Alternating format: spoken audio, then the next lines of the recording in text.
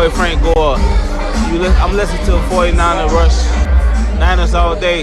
Let's bring 6 home, baby. Let's go. I love it, man. It's time for the 49ers Rush podcast.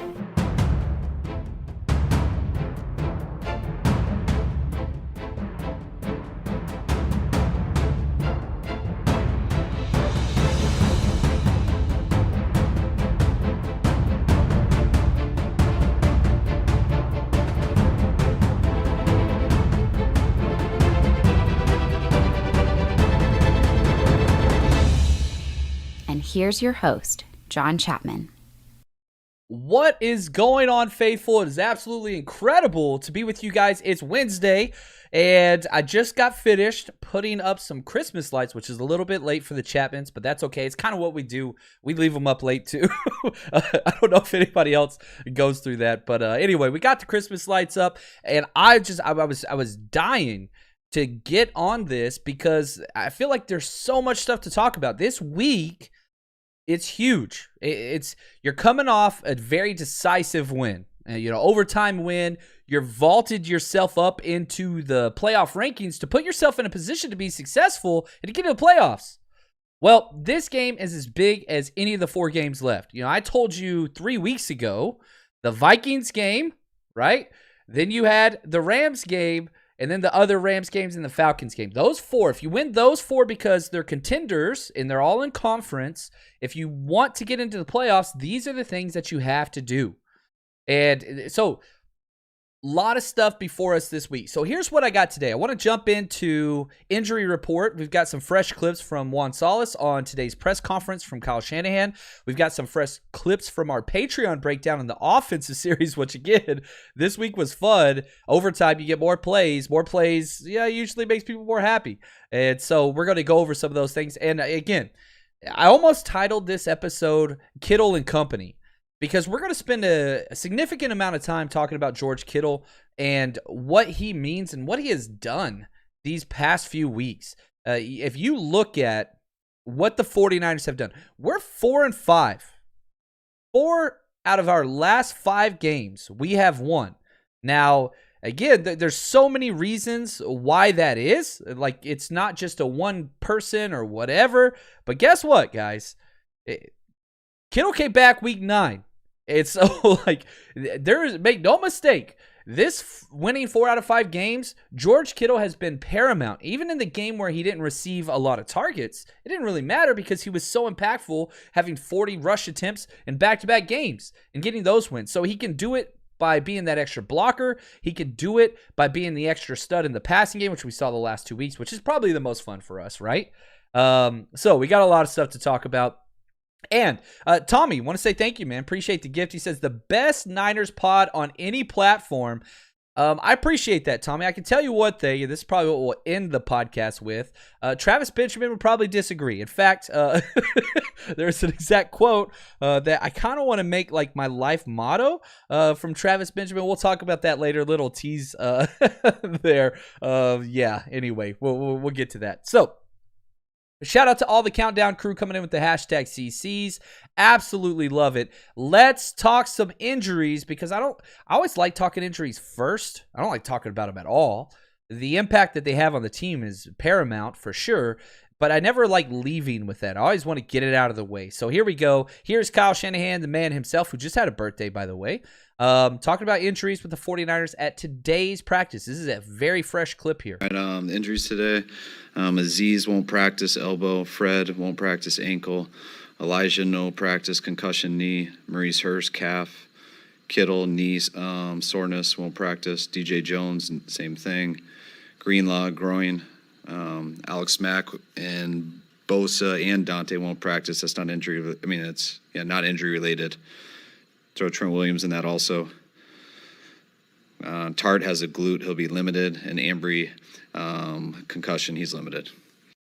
It's a lot of guys out. So, again, no practice today. Warner, Kittle, Elijah Mitchell, Aziz, Greenlaw, Hurst, DJ Jones, Dante Johnson. Okay, those are the guys that did practice. And, again, I kind of took out the healthy just rest days. So I didn't include Bosa or Trent Williams or any of those guys.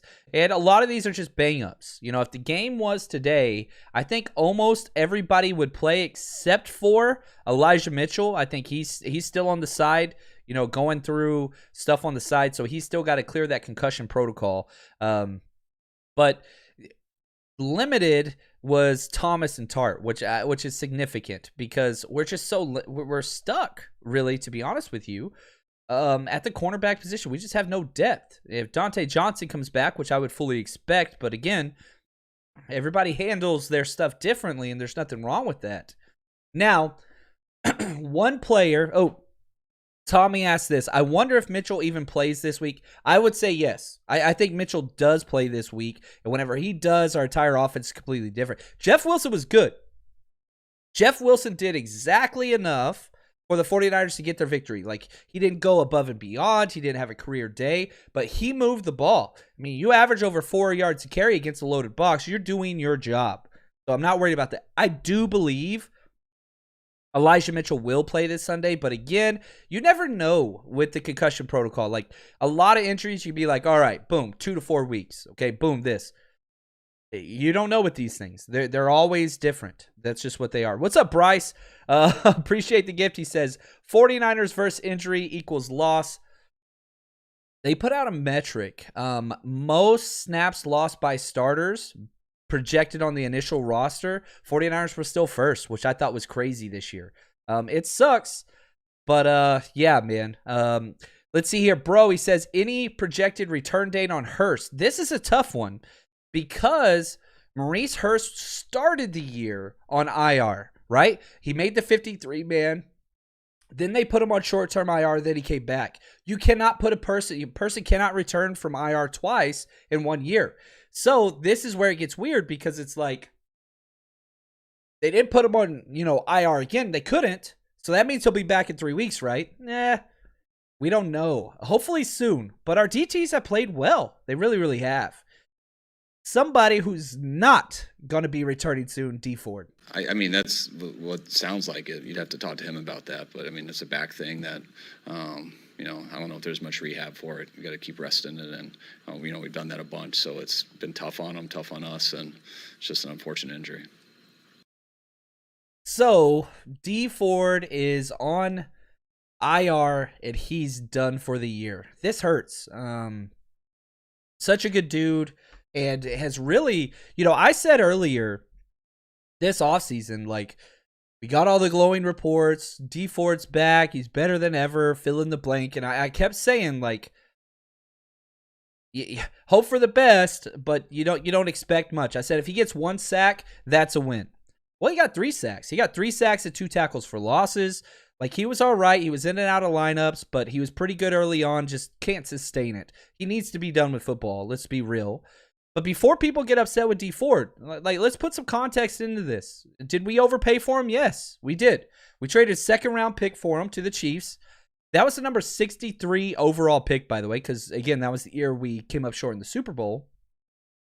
Does anybody know who the Chiefs took with that pick? Because it's easy to get upset at that 2nd round. You're like, oh, we should have done that.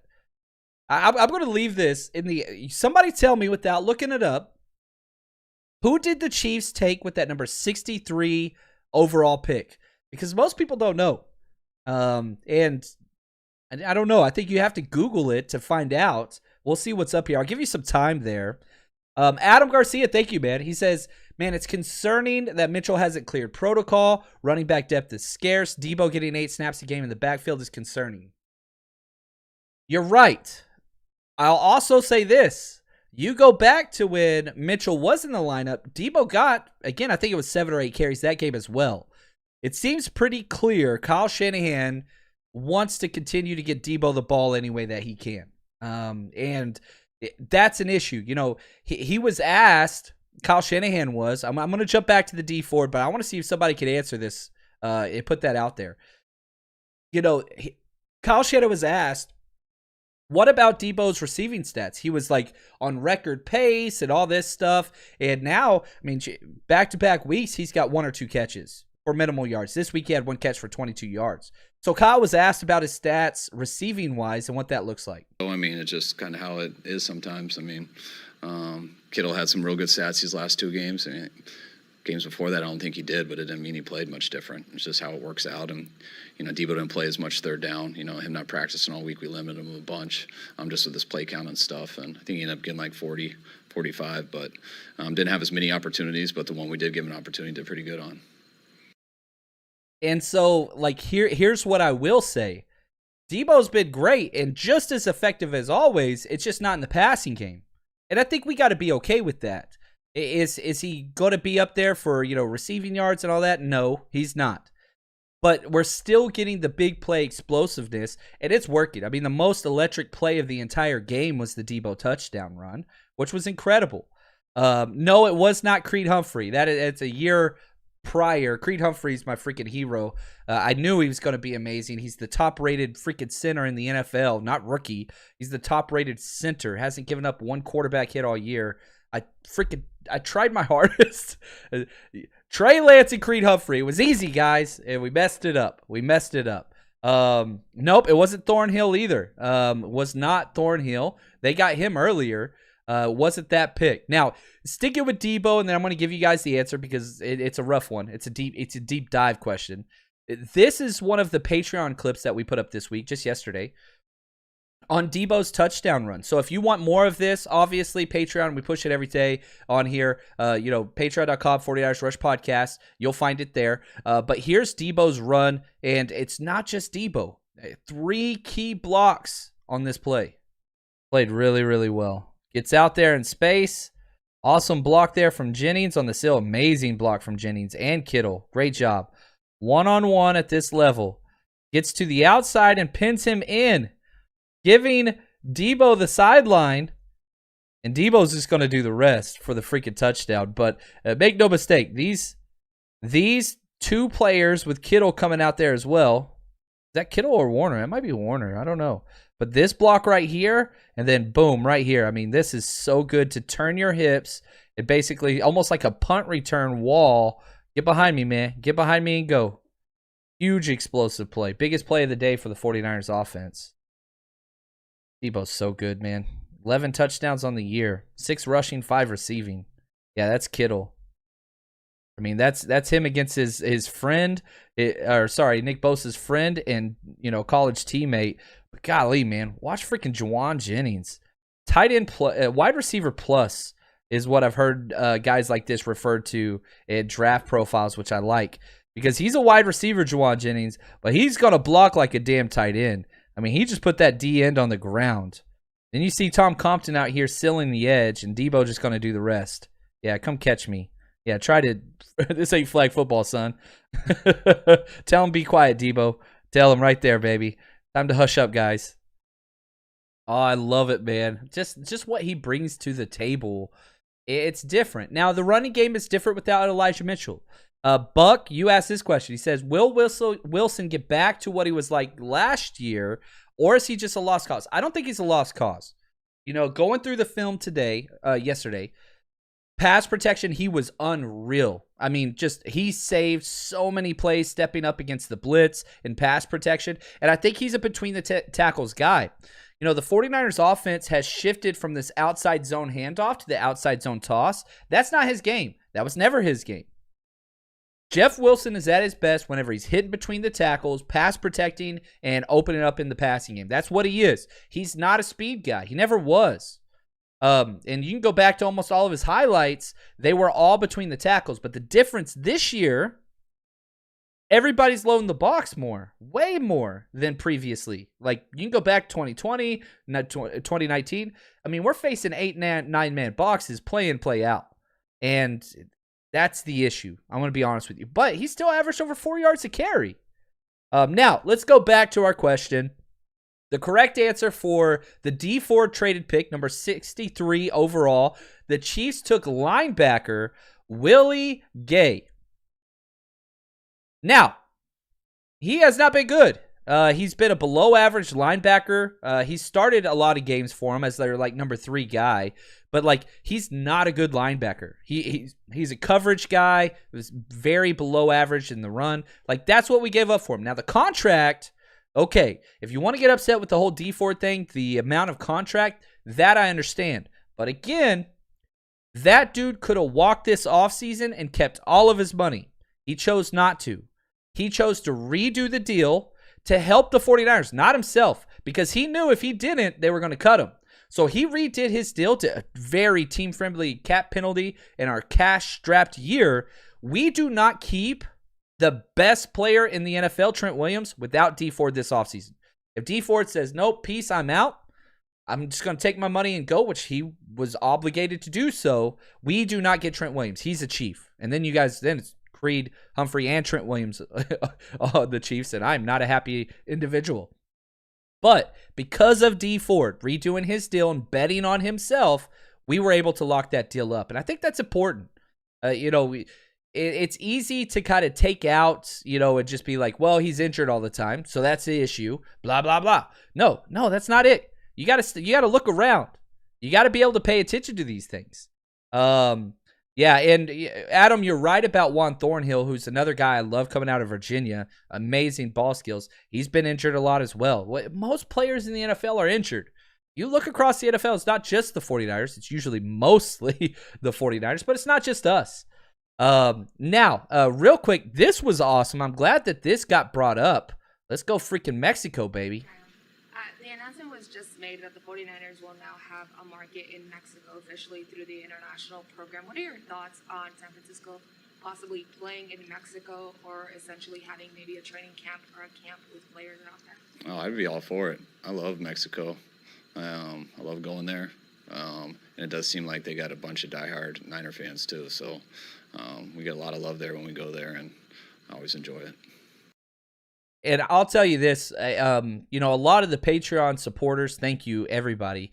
And a lot of the messages that I get, we were doing the Faithful from Afar, I think 2 off seasons ago maybe, where I was asking people to tell me kind of, if you're from overseas, tell me your story. And I want to share that. I thought that was important.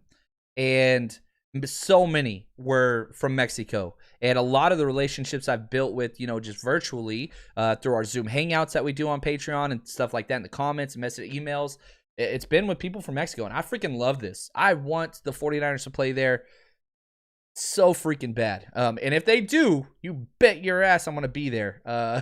49ers Rush Road Trip 100%.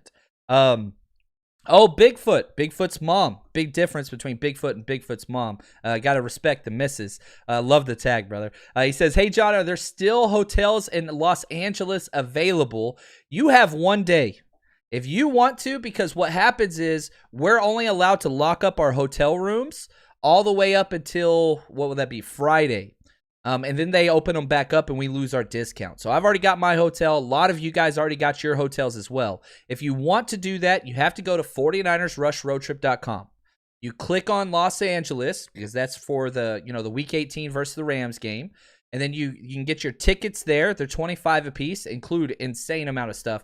I have so many jerseys and stuff to give away. When people buy tickets, what I do is I buy stuff to give away for that. So the more people that buy tickets, the better opportunity, the more gifts, the better gifts, Jerry Rice signed jersey, things like that we're giving away there. But at the bottom, if you click on LA, you're going to see the PDF for the hotel. We're staying at the Hermosa Beach House, which is awesome if you've never seen it. It's right there on the beach. It's going to be one of the best weekends ever. And again, if you need more information, email me, 49ersrushpodcast@gmail.com. We've got tailgate information. We have tailgate options with the 41os chapter and Worldwide SoCal chapter. So, depending on your level of party and what it is you're looking for, we got every taste covered. And again, I have no affiliation with those chapters. I'm trying to support the community and build up the relationship between the local chapters with you guys, right? We're just bringing people together. And so, I'm not making anybody on that. I'm buying tickets myself. I'm not even getting a free ticket. Probably should have renegotiated that better. But I'm going to be at both of those tailgates hanging out. It's going to be an absolute blast. So I'm so excited about this, man. So if you're anywhere around, gosh, come out and freaking party with us. Now, I'm going to start with some Pro Football Focus grades versus the Bengals, and it's just going to turn into nothing but Kittle, okay? Real quick, right off the bat, top 5 scores, Pro Football Focus versus the Bengals. George Kittle, number 1, 91.1. Trent Williams, number 2, with a 90 grade. Then a huge drop, 90-76. That's Alex Mack, who had one of his best games this year. JaMychal Hasty was fourth with a 74.9. And Tom Compton, baby, we just saw the highlight. 74.1, played really, really well. Now, he had those two big misses, which both resulted in punts on third down. But George Kittle, it's crazy how good he has been. And the fact that he is getting rest is well-deserved. Here's the head coach himself talking about Kittle and his rest day. Yeah, I mean, when I'm just told it's soreness. So that's soreness isn't as much of an injury. It's just game's a violent game. It's tough to get over some of the soreness, and especially with us having a Thursday night game coming up. Just give him a little bit more rest. So he's getting rest, and you could see him limping throughout the game in the fourth quarter. I mean, it's one of the worst stadiums or fields to play on up in Cincinnati. It's basically concrete with a freaking carpet turf on top of it. And that dude, 13 catches is just unreal. So there's a couple positives, couple negatives that I want to get into here. Here is the Jimmy to Kittle touchdown right before the half. Oh, too high look here. Back shoulder, man. Jimmy goes through 7 progressions on this play. That is a damn good ball and an even better catch. This is just perfect. I hate that it took the penalty for us to do this. He's looking to his right side. This is covered right there. Deebo's covered. He's got 2 guys on him. Jennings is covered in the backside. Look at this ball from Jimmy. The protection was incredible. Nice catch in the air. Both feet down. Gets across. Touchdown, man. Whew. Boom, big spike. That is just incredible. Amazing. Elite protection. Elite protection. Just so good. Just so good. Here's Kittle at the bottom of your screen. You can start to see him get his separation. Jimmy throws just a great ball. God, this cameraman is trash. Gets the ball down. Very, very good. Watch Jimmy. Let's watch him just a little. 1001, 1002, 1003, 1004. Great protection. Incredible. Amazing touchdown right before the half. Whew. And that was right after the special teams fumble play, right? Which was huge. And so you have Kittle cashing it in. Just played incredible. Shout out to Jimmy. He had a lot of really, really good throws this game. He had some bad ones. There's no doubt. Not only... I feel like a lot of people don't watch a lot of games unless it's prime time or their team. And I'm not saying that's a bad thing. But what I'm saying is when you only watch Jimmy Garoppolo play and then primetime quarterbacks like Tom Brady or Patrick Mahomes or Josh Allen, it doesn't do... You're set up at a bad place. Jimmy Garoppolo is a good quarterback. I'd say he's slightly above average. Again, before the season, I had him as the number 14th quarterback. Now, if you want to put him, let's say 18th, 19th, 20th, you put him below 20, then I'm just like, I don't know. I think you're a little... All of us are biased, right? And a lot of people hate Jimmy. That's another thing I want to throw out there. There was a 49ers space on Twitter. They do the spaces thing, and I've got asked to do a couple of those. I don't do them. Why? Because crazy people with no profiles can jump on there and say whatever they want. And we saw some of that the other day, and it got weird. And there are some people that have, fed off this division and trying to put negative stuff out there about players just so they can push their own narrative. And speaking of which, here we go, Tommy. He asked this question, and I'm just going to read it verbatim. John Chapman, do you agree with Grant Cohn's idea of resting the starters for the Rams game? No, I do not. I do not. I didn't know that was his idea. I've not heard him say that, so I'm taking your word for it, but Tommy's as trustworthy as they get. Here's what I will say. The 49ers do have a mini bye coming up, and you're going to hear the coach talk a lot about it. So we have the Falcons game, then we play Tennessee. That's that Thursday night game right before Christmas. Then you get that kind of mini bye, which is the terminology that Kyle Shanahan uses. And so you get that mini bye, and then you get a play at home versus the Texans. Then you just get a short travel down to Los Angeles. Absolutely not. I would not. For several reasons. One, we're not going to be guaranteed a lot. That game's going to matter. okay? It's going to matter. There's too much of a clump right now. And again, you want to alleviate all questions that you might not make the playoffs. Again, there's the teams that are one game behind us right now: Washington, Minnesota, Philadelphia, Atlanta, New Orleans. Like, there's way too many teams right there. The Carolina Panthers and Seattle right there behind them. And we do not own the tiebreaker over either of those two teams. So, no, you don't do that. Now, if it's 100% locked in, oh, you're the 6th seed whether you win or lose, no matter what anybody else does. Still, I say no. Why? Because this 49ers team needs to be hot heading into the playoffs. You don't want to mess up your chemistry. You don't want to lose your mojo. You don't want to gift the Rams. You want to assert your dominance and go into there being a team to be feared. Now, and again, we've seen this. Kyle Shanahan does not rest players, period. He will run somebody into the ground, and that's a problem. I think that's a huge negative, but that's who he is. So to see Kyle Shanahan say, hey, we're just going to rest everybody, I don't think so. And again, Grant, I'm sure, has great logic for why he would say that. I completely disagree. And even as a coach, you use that as a buffer game and you get ready to go. You got to see what that is. And we'll have to see where the standings and all those kind of things shake out. But no, I'm not doing that. I'm not doing that. Now, let's go back to Kittle. Because that was a great pass from Jimmy Garoppolo. I thought this was the best pass of Jimmy Garoppolo's entire day, and it was an incompletion. Oh, this is the best play of the day, man. This is one of the things we have not seen from Jimmy Garoppolo. And this is one of the things that he's actually pretty good at whenever you can find the selective small sample size where he trusts his vision. It's a single high safety, which we see more single high safety than any other team in the NFL because Jimmy Garoppolo does not throw deep outside the hashes. But it doesn't mean he can't do it. He's actually pretty damn good at it. Look at this ball. Flat-footed, doesn't transfer his weight at all. This is 100% touch. It hits him right in the freaking numbers over the head. Now, this should have been pass interference. There's no doubt about it. But gosh, what would happen if we incorporate this into our passing game on the regular? Every other NFL team does this. And again, the accuracy on this throw is incredible. The best throw of the game.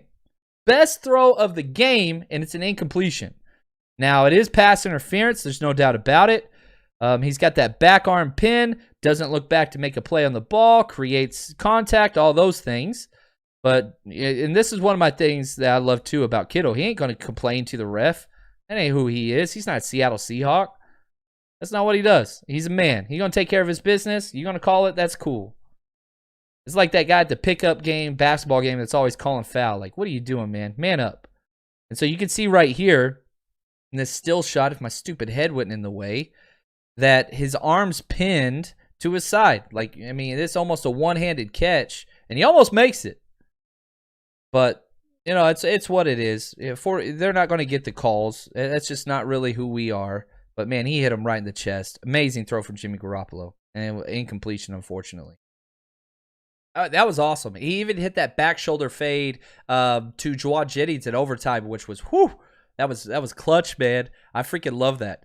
I thought it was incredible. So Jimmy had a lot of these really, really good plays, which was really, really cool. But some of the plays and a lot of the plays, and man, I should have cut this clip. I don't have it for you. Juan cut it. Juan did his job. I didn't do my job. That's on me. Juan's been, guys, I don't think you understand how hard Juan Solis works behind the scenes. This dude is unreal. A big reason why we're able to do all these freaking episodes. I used to cut all this stuff myself, and it takes hours. It's ridiculous.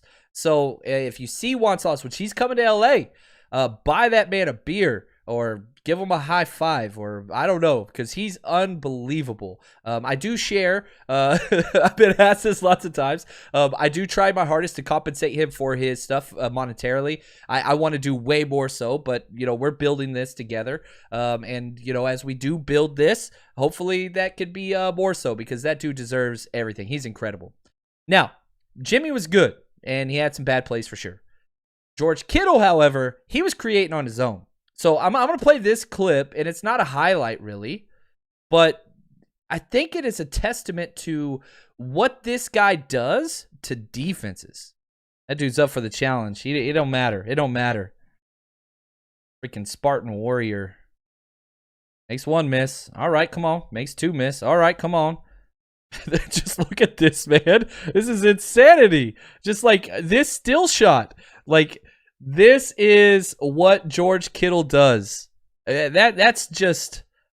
He's a beast, man. He is such a beast. And so, like, I saw that, and I was like, all right. And I'm going to cut this clip, and this is the photo that is still. I went on it, I was like, I'm going to cut this and put it up there. And I put this on Twitter, and, you know, I put it on, you know, George Kittle versus the world, whatever else. Well, it picked up pretty good. You know, I checked right before I jumped online and started recording with you guys. Over 1 million people have interacted with this tweet so far. I got picked up by PFT, who I hate. Got picked up by a lot of sites I didn't like, but The Athletic, couple other, you know, prominent things picked this up, which is awesome. And like, this picture is worth 1,000 words, right? Because you have 8 defenders and just Kittle. You know, it looks like Neo in the Matrix fighting against all the Agent Smiths. Like, that is the mentality that this guy brings, and it is everything. The 49ers have won 4 out of 5 games since this dude's come back. And he can do it in a myriad of ways. He's that damn good. He was also named the freaking Offensive Player of the Week for the NFC. And rightfully so. He should have won it last week too, damn it. But George Kittle, it's funny. Like, there's people that were calling for him to be traded. Are you out of your mind? Traded for what? What do you want? Like, it reminds me of the Family Guy clip where he wins a boat, right? And I'm going to do a terrible job explaining this. Peter Griffin, Family Guy, the cartoon, wins a boat. And the guy says, hey, the game show host, you can leave with your boat, or you can have what's in the mystery box.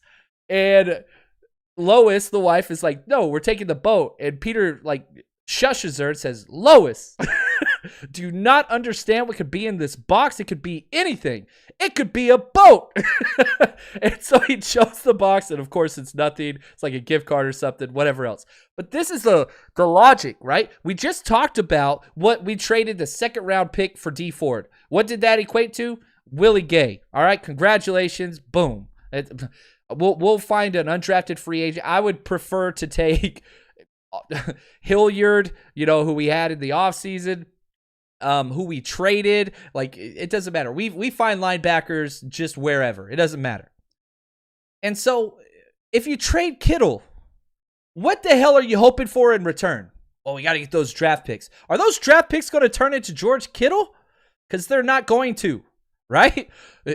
Whoa. You can have Kittle, or you could have the mystery box. Well, what's the mystery box? Well, it could be a George Kittle. You already got it. You already won. I don't know if I'm doing a good job explaining this, but it's just like, golly, man. And I know when teams lose and you're frustrated, right? It's very easy just to be like, blow it up. But you don't do that. If you step back and you look at the 49ers franchise and our roster, maybe we don't have the depth that you want. It's salary cap era.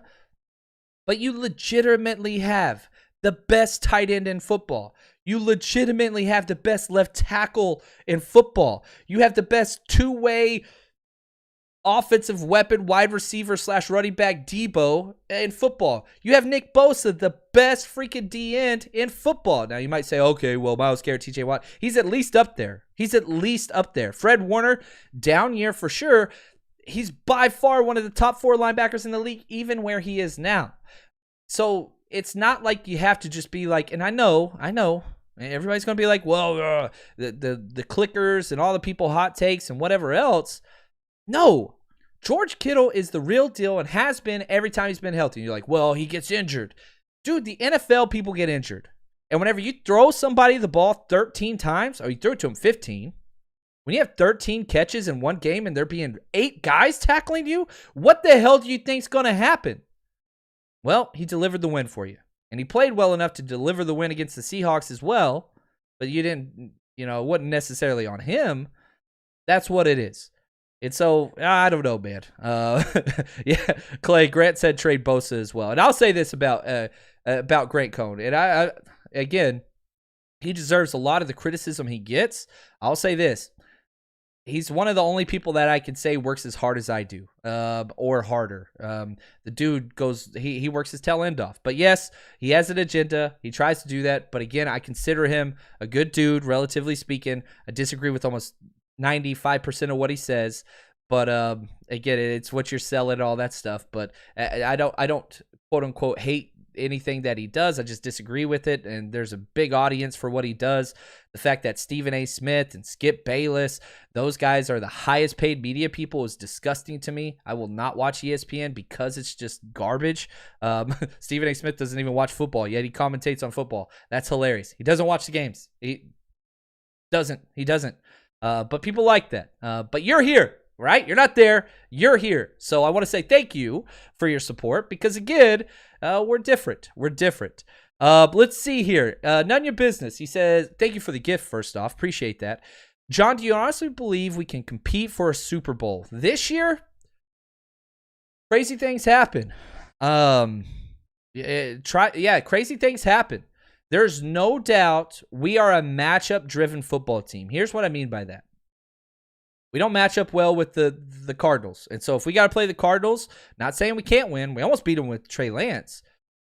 We got to be pretty damn perfect, okay? I don't think that we match up very well with the Bucs either, unless we're getting incredible pressure, but their offensive line's pretty good. However, if you were to tell me our Super Bowl route, let's say our first playoff game we play the Packers, who are the 1 seed right now, then I'd be like, oh, hell yeah. Let's say we have to play the Cowboys. Oh, hell yeah. What if we got to play the Rams? Hell yeah. That's 3 games right there. I do not want to play the Cardinals, and I don't want to play the Bucs, which right now, if the playoffs started today, we would be against the Cardinals. So do I think that we're a Super Bowl favorite? Absolutely not. Do I think that's probable? I do not. But crazier things have happened. And now with COVID being as crazy as it is, right? Who knows? I want a ticket. Right? Why are we so fascinated with March Madness as a society? Why? Anybody can win, man. Crazy things happen. The 49ers are a capable enough team to where they can beat anybody on a given day. And they're a terrible matchup for several different franchises. As I just said, Packers don't want to play us. Rams don't want to play us. Cowboys don't want to play us. I'm telling you right now, they do not. It's a bad matchup for them. So can we? Yeah. It's a long shot for sure. But you can. Is it likely? No, it's not. But I want in. You got to get in there. And so, like, Frank, I believe we can compete, and that's all you can ask. It's not can we win a Super Bowl, it's can we win a wild card game? And the answer is yes, 100%. Then the question changes, can you win a divisional game? Okay. Then can you win the NFC Championship? Okay. And so it's not can you beat everybody, can you run the gauntlet? Because again, that's hard to do. You got to have a lot of things go your way. That 2019 playoff run was bananas. One, we got the first round bye, so that was awesome. And the divisional and NFC, we got the best matchups in the world. We played 2 teams that just cannot match up with us, and we freaking boat raced them. And so you've got to have a little bit of luck. Look at the freaking giant franchises that, won 2 Super Bowls. We should have beat them. Kyle Williams cost us, right?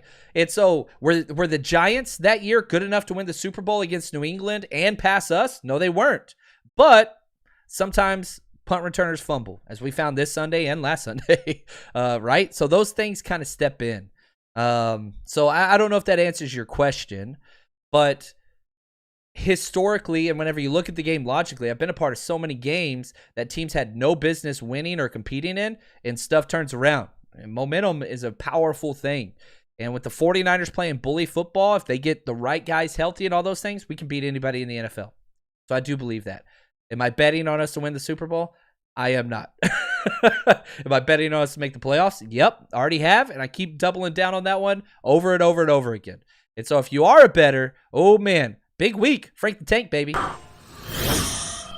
Guys, huge week for football as always, but guess what? Frank Gore, baby, is entering the ring versus Deron Williams, and this is going to be an absolute blast. I mean, Frank the Tank, baby. How could you go wrong? And so there's so many other things. Wilder versus Fury, Mayweather versus Pacquiao. There's so much stuff. It's going to be electric, and with my bookie, this is the place to bet. So they have the best odds and prop bets for all of the boxing tournaments.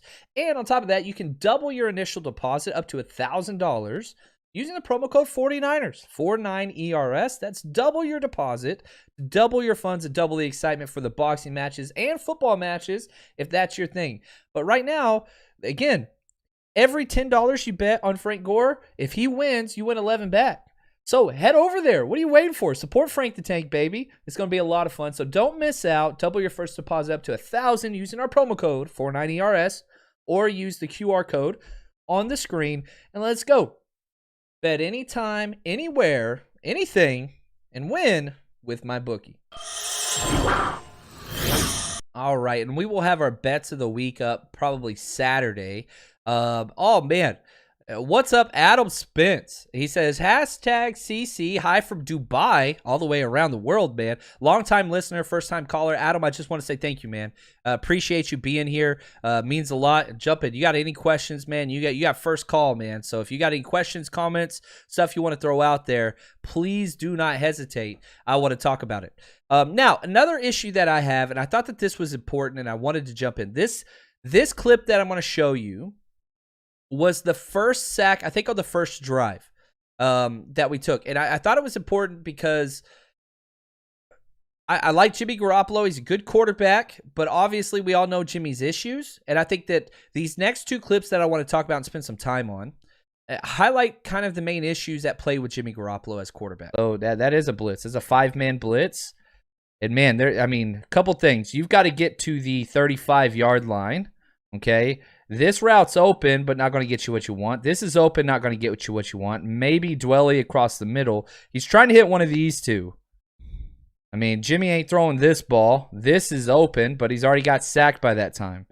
So it's slow developing route, and we didn't get it. I'm glad that he didn't force anything. Sack's not the end of the world here. You're not in field goal range or anything anyway. And, I mean, we missed the pass off up front between the center and the guard. So watch right here. We got to pass this off. So they're just going to get a stunt between these two players. He presses up. 3 players. We do the exact same stunt with Nick Bosa. Both tackles get upfield. The defensive end comes around. The problem was we didn't see it and we didn't adjust for it, and he comes scot-free. Boom, right there. But he still had a lot of time. You could have checked down, but on 3rd and 15, that ain't going to do it for you. 1,001, 1,002, 1,000. So 2.5 seconds. Maybe you could throw it here to Dwelly in the middle of the field. If you wanted the first down, this is where the ball should have went, but he's already hit. And so, like, again, we watch the broadcast view, right? You get this little, like, tiny whatever. And you don't get to see, like, was there a wide receiver open? Was there a wide receiver looking? You don't get to see that because they just focus on the ball, which is dumb. And again, if you're one of those people that wants to learn how to watch football, which is important, if you just watch the ball, you're going to miss out on so much. I never watch the ball. If we're on offense, I'm watching the uncovered linemen, but lately there have been no uncovered linemen. We're going against bear fronts nonstop. I'm watching George Kittle, or I'm watching Trent Williams, or Kyle Juszczyk, right? If we're on defense, I'm watching Nick Bosa. I'm watching, Warner. I'm watching those Eric Armstead, things like that. There's an awesome book out there by Pat Kerwin, who's one of the guys that's on SiriusXM, Moving the Chains. One of the most, I feel like he's one of the smartest interpreting football. He wrote a book called Stop Watching the Ball. Very, very good. And so you can get it almost anywhere. But if you one of the things that I tell people, like, probably the most common email I get is, John, I love the 49ers. I don't understand football. Never played, never did whatever. I don't really know what's going on. And so I say, hey, all right, here's my Patreon videos if you want to watch those. If you want to read a book, this is the book you should read to get started. So if you're one of those people, and again, Christmas right around the corner, your dad, whatever, you don't know what you want. I don't want any gifts. Give me that book. Ask for it. Pat Kerwin, Stop Watching the Ball. Debbie, how many hats do you own? LOL. Or I just said, I don't want anything. Like, okay, all right, here we go. You know what I asked for? And it's funny, I just opened this. I just got this hat today. I like this hat. I got to shape the hat a little. It's a little too curvy for me. My face is curvy enough, bro. But I asked for the jacket I had my 8th grade year in middle school, it was a 49ers starter Apex jacket. Y'all remember those? That's what I asked for. They don't make them anymore. And so I'm opening up all the packages today right before I came on here. And sure enough, that jacket was in there. My wife surprised me with it, but I opened it because I'm a moron. But I got my jacket. And then my wife's like, oh, now I can't wrap it for you. And I'm just like, well, might as well let me have it, right? So, like, I'm not a big gift guy. I don't want stuff. I'm not really into whatever. I like shoes. I like things that remind me of my childhood, right? Like that jacket or a certain pair of Jordans or pennies. What's up? If I could find those freaking penny Air Maxes. They don't make them. They're too damn expensive for a teacher. But, like, that's what I want. So, Debbie, long question short. How many hats do I own? A lot. I love my 49ers hats, man. They freaking keep me young. And I'm getting older, so it's what it is. Willie, he says, John, do you think Mitch is doing something to his punts to make it harder to field, but a risk of lesser yardage? 100% knuckleball kicks. He's doing it. And it's swing for the fences, man, because he had a 29-yard punt and a 38-yard punt, putting your defense in some bad spots. But if they're going to, be missing kicks, then that's a great thing, too. There was Eric Armstead was mic'd up, and man, I want to give credit to who brought this to my attention. Dang it! I really want to be able to give them credit for what they said. Dang, I'm missing it. Anyway, somebody brought up the point of Eric Armstead was mic'd up, and there's a clip about where he's talking about what's going on with some of these things. Man, it's on my freaking Instagram, and I missed it. I've got to find it because this was awesome because I found it because of this awesome. Paul Sanders, what's up, man? Paul's the best anyway. Mr. Sanders, for real. So anyway, he was talking about, he pointed me in the right direction. So thank you for that. And so, yeah, he's a weird kicker because his leg's so damn strong. He's kicking these sky knuckleballs, and that led to 2 turnovers, which was key to the game itself. Now, can you sacrifice that much in special teams? I don't know. 4th round kicker, man. 4th round punter. Gosh, I still can't believe he took him. I like Mitch. I really, really do. I just wish he was more consistent, and I wish he'd kick the damn ball out of the end zone when he's on kickoff. He does those few things. Golly, man. John, this is from Clay. What happened to Trent Sherfield? When did Jennings take that spot from him? So, couple things. One, Trent Sherfield and Jennings do not play the same spot. I got this question a lot. Jennings is 100% the slot number 3 wide receiver. Deebo and Ayuk spots, the outside wide receivers, which Sherfield plays as well, almost interchangeable. Okay? So there's outside wide receivers, inside wide receivers. All right? So inside wide receivers, Sanu, Jennings, Craycraft has done both. Those are the 2 big slot guys. Outside wide receivers, Deebo, Ayuk, Sherfield, and, man, you led me right into it, Travis Benjamin. All right, let's talk about this. Here is the long bomb throw. Jimmy Garoppolo threw the ball 57 air yards. Can you believe that? So, couple things. There's a lot of plays here. One, I love the aggressive call from Kyle Shanahan late before the half. And so the idea is this, even if you throw an interception here, it's almost like a punt. So that's fine.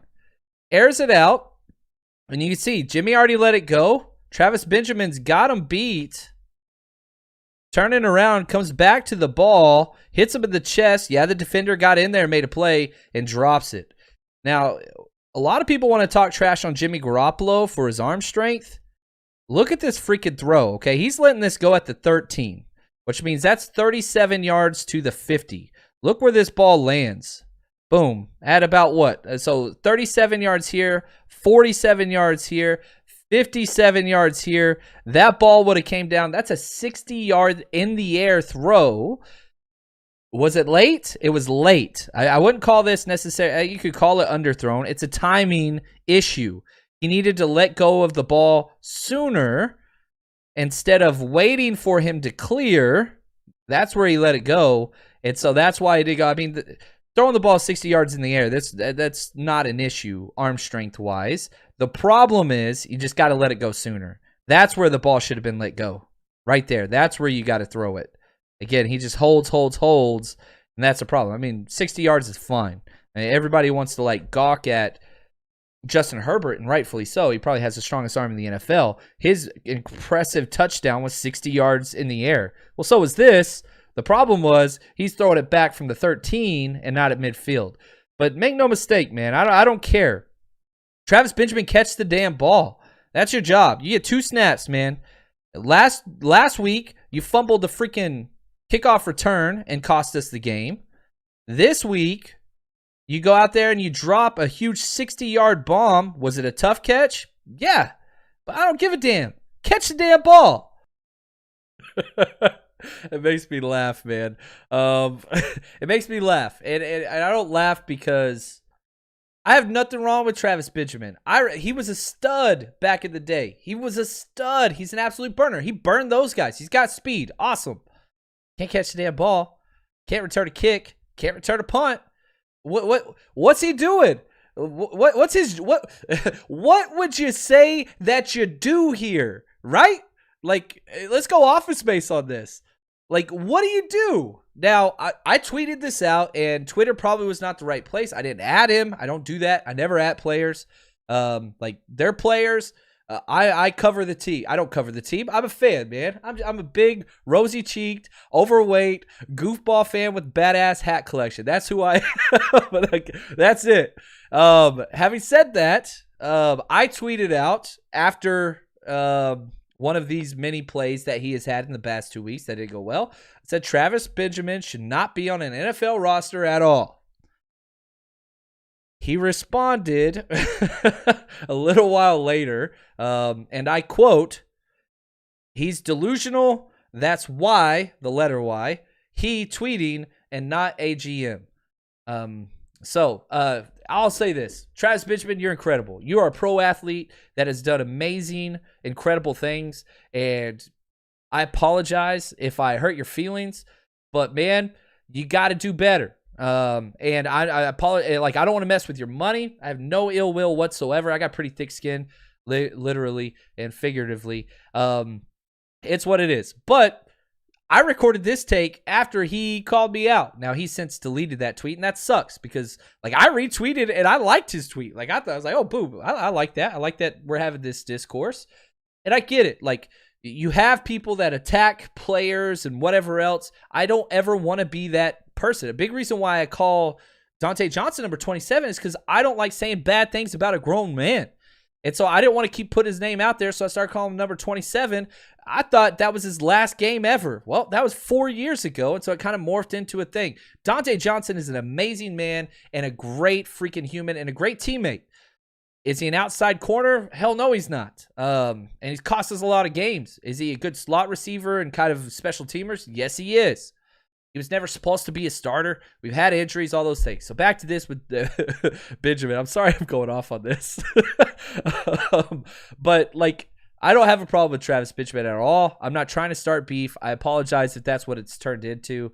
But, man, if you're a player, and so I'll say this. You know, the school I coached at in Dallas was a big-time school. It played on TV consistently.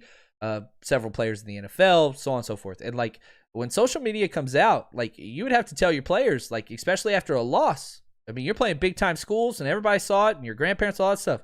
Stay off social media, man. Don't read comments. Don't do that. Because if that's where your time is focused on, man, you're going to get stuff in here. Now, there's some people like George Kittle who can handle that and wish all these people happy birthday, and that's a good thing.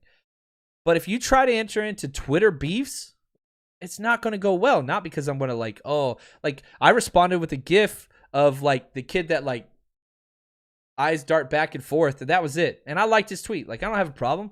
Like, I think he's incredible, but, like, back-to-back games, huge negative plays. Don't jump on Twitter to freaking challenge John dumbass Chapman. Like, come on, man. That's who's that helping? I mean, I don't know, man. I feel like you got to kind of stand your ground, and so I get that. And so, yeah, you take that. Oh, what's up, Clay? He throws this in. Clay says, how about Witherspoon with that interception last week? He had two. He had two of them. Yeah, and so shout out to him, man. I think they still lost the game. But, yeah, he had a great game last week, and that's who he is. We know who Witherspoon is. He's the best or the worst? It's what it is. It's the best of the worst. And if you look at the players that I usually get most frustrated with, it's the players that cannot bring consistency, right? I don't like flash players. Never did as a coach. I want consistent. If you're the best player or the worst player, you're never going to win championships. Russell Westbrook, right? Incredible. Leaves everything out there on the court all the time. Will never win a championship no matter who's on his team. Can't do it. Why? Because once you're in a 7-game series and he's the worst player on the court for 3 of those games, it's not going to go well. Yeah, average a triple-double. Get it. Awesome. Doesn't matter if you got Durant, Harden. You load up with whoever. He ain't going to win because it's not consistent. And I probably just pissed off a whole other people talking basketball. Go Luka. Anyway, you guys are awesome. I really appreciate it. Hopefully you guys had a good time today. This was a lot of fun. If you haven't checked out Patreon, go do it, guys. Check it out. You don't like it, 100% money back guaranteed. You don't like it, you just message me. John, not my thing. I got your money back, 100% refund. I'm not going to hound you. I'm not going to say why. Nope. You don't want to talk? Whatever. You try to support me? Check it out. We've got too much content over there. I'm recording an extra Falcons podcast over there today. Just Patreon. The only people that are going to get it. With some old clips. Again, I went old school. Got some clips from 1994. Juan Solis got their press conference clips. Arthur Smith kind of digging in behind the lines. That's over only on a Patreon. That's where that is. Marlon, thank you, man. Appreciate the gift. John, great content. Keep up the good work. Enjoy listening to your podcast on your morning commute. That's what's up, man. I really appreciate that. Thanks, guys. Y'all are incredible. And as always, stay strong, faithful.